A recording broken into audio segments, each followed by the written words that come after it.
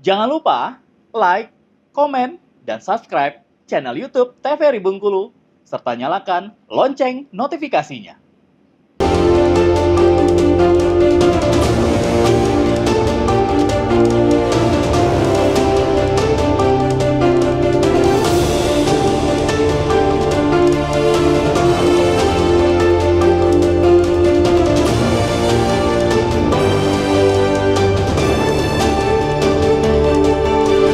Ya, pemirsa, Anda kembali menyaksikan Berendo TVRI Bengkulu edisi hari ini dengan tema Seni Mahasiswa FISIP, dan tentunya kita masih bersama dengan kedua narasumber kita. Ada Raja Kosmip di sini, Ri, dan juga Dewan Penasehat Kosmip, Ihwan.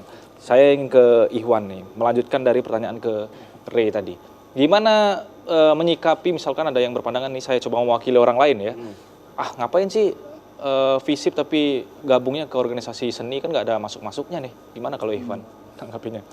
Ya kalau misalnya ada teman-teman yang seperti itu, sebenarnya ya dengan adanya komunitas seni di Fakultas Ilmu Sosial dan Ilmu Politik itu kan jadi kesempatan teman-teman eksplor hal yang lain tuh, hal yang lebih gitu kan.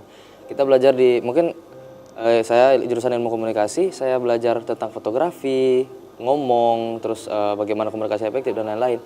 Di situ saya bisa tuangkan mungkin ke monolog misalnya. Monolog saya bisa menyuarakan, karena kan Kosmip tadi kan adalah sebuah bentuk alternatif menyuarakan aspirasi dan kritik melalui kesenian gitu kan. Jadi kayak ya saya lebih bisa mengkonsep dan mengeksplor di mana saya bisa menyuarakan sesuatu, keresahan saya, dan itu saya bisa lewat kesenian. Jadi kayak nggak semua disiplin ilmu, nggak semua anggapan orang disiplin ilmu di FISIP itu nggak nyambung ke kesenian. Menurut saya tidak sepakat. Karena kalau dieksplor ada aja nyenggolnya nanti. Oke, berarti sebenarnya tidak bisa juga dipisahkan ya antara disiplin ilmu di FISIP. Kalau dibedah satu persatu sebenarnya ada keterkaitan juga di dunia kesenian. Jadi anggapan-anggapan bahwa ngapain di FISIP tetap masuk organisasi seni sebenarnya nggak pas juga sebenarnya kalau menurut Ivan, seperti itu. Ya setidaknya kalaupun dia nggak ada masih mikir nggak ada keterkaitan, setidaknya untuk melepaskan penat pun. Kayak hobi mungkin kan teman-teman di FISIP punya hobi kesenian, ada Kosmip di FISIP gitu loh. Cuman sebatas itu aja ya oke gitu loh. Karena kan itu kan kalau sekarang kan termasuk isu sosial juga tuh, kesehatan mental, terus kecemasan dan lain-lain. Itu kan kayak teman-teman butuh healing nih, healingnya main gitar mungkin. Di Kosmip ada temen nih. Nah, gitu. Oke, jadi sarana untuk berbagai macam alasan orang sebenarnya ya, untuk healing, untuk mengekspresikan diri dan lain sebagainya. Dan juga kalau kita telah lagi sebenarnya dimanapun kita butuh kesenian dan butuh hiburan tentunya kan, dimanapun. Oke, saya ingin ke Ray lagi. Jadi kalau di Kosmip ini apa aja nih yang dibidangi keseniannya? Kan kesenian luas sekali. Jadi kalau di Kosmip itu ada 4 divisi itu. Jadi ada divisi tari, ada divisi musik, ada divisi rupa, sama ada divisi sastra. Dan itu memang 4 divisi dasar dari kesenian gitu kan. Kalau digabung itu bisa ke teater keseniannya gitu. Kalau untuk rupa itu bisa ke fotografi, digital. Sekarang kan seninya lebih ke digital kan. Jadi itu bisa terus ya kalau bisa nyangkut ke rupa itu. Tapi untuk kawan-kawan yang masih menyukai seni lukis, seni gambar yang medianya itu kanvas segala macam, itu masih bisa masih masuk lah gitu kan. Nggak dibedakan gitu. Ada seni rupa lukis, ada seni digital, itu nggak dibedakan. Jadi sama-sama rupa gitu. Oke, berarti ketika anggota baru pertama kali ingin bergabung ke Kosmip ini langsung dipisahkan sesuai dengan konsentrasinya masing-masing atau seperti apa tahapannya? Jadi kalau untuk tahapan dari kami itu sendiri, awalnya tuh memang kawan-kawan tuh bakal menampilkan minat awal kawan-kawan gitu kan. Misal awalnya dia itu minatnya di tari gitu.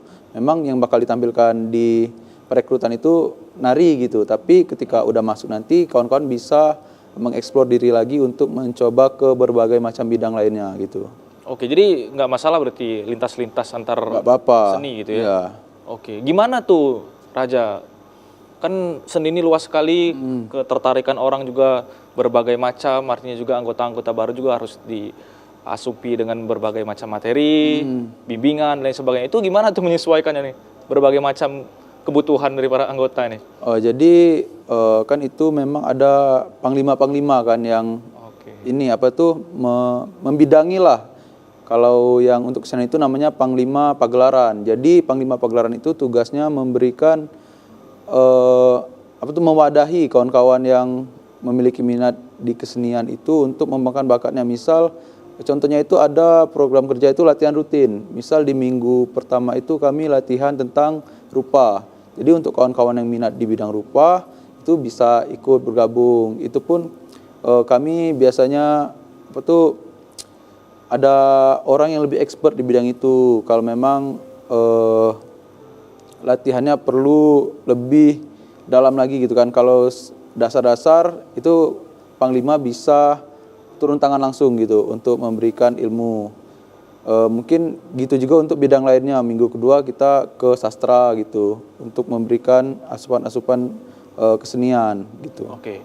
Raja kadang-kadang kewalahan nggak tuh? Karena kan biasanya orang-orang seni itu dia bebas, merasa lepas. Ya, ada mau diatur benar. Nggak mau diorganisir yang pokoknya harus gini dengan pakem-pakem tertentu, apalagi kalau di organisasi harus dihadapkan dengan ADART dan lain sebagainya. Biasanya kan benar. agak anti dengan hal tersebut. Agak kewalahan nggak kalau mengaturnya? Sebenarnya kalau yang kayak gitu tuh ada 1-2 sih memang yang susah diatur. Tapi emang dari awal perekrutan itu sudah ditekankan bahwasannya di Kosmip ini juga merupakan sebuah organisasi. Jadi mau nggak mau itu harus ngikutin aturan gitu kan, ngikutin ADART gitu, nggak bisa mau bebas aja gitu kan. Jadi memang sudah dikasih tahu dari awal untuk anggota. Jadi kalau untuk kewalahan, kalau cuma 1-2 kan itu nggak terlalu musingi lah. Oke. Selebihnya itu turut aturan gitu. Oke, berarti secara mayoritas sudah memahami sebenarnya Iya, sudah bahwa memahami, ini benar. wadahnya adalah organisasi, walaupun kita berkesenian seperti Kesenian, ini. benar. Oke, semakin menarik pembahasan kita akan lanjutkan di segmen berikutnya. Pemirsa jangan kemana-mana, tetap di Berendo TVRI Bengkulu.